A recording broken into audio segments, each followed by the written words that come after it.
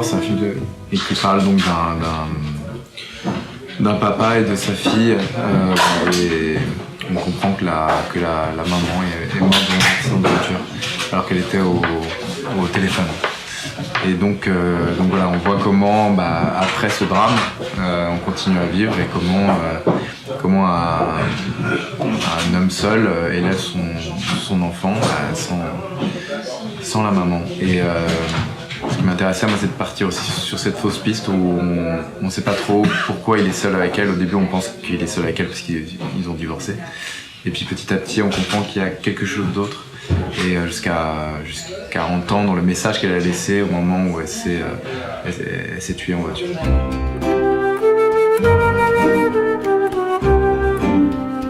J'ai choisi Ariel Mallet, voilà, qui est un acteur dont je suis le travail depuis assez longtemps maintenant, qui est...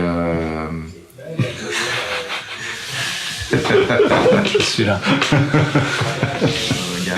Ariel est très grand et j'aimais bien, voilà, avec cette petite fille toute petite. Il y a un petit côté, Chaplin dans The Kid. Et puis il est très burlesque, Ariel aussi, donc ça me plaisait beaucoup de le voir dans un registre en plus pas forcément comédie, un peu plus dramatique.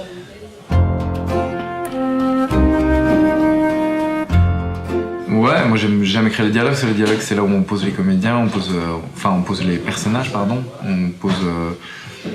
On n'a pas besoin de beaucoup de choses, puis moi j'ai des dialogues assez particuliers en fait, qui sont à la fois très simples, qui paraissent en tout cas simples quand on le dit, qui sont un peu dans le quotidien, j'ai pas des dialogues très écrits, qui sonnent pas très écrits alors qu'en fait ils le sont, mais c'est difficile d'écrire simple en fait.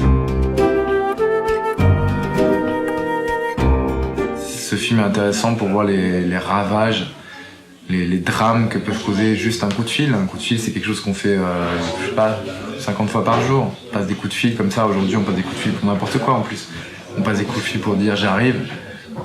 Moi, je suis d'une génération où on n'avait pas de téléphone portable et c'était bien aussi. Après, on faisait différemment. Je suis très content d'avoir un portable. Après, il faut savoir l'utiliser. Et il doit y avoir un code de la route du portable.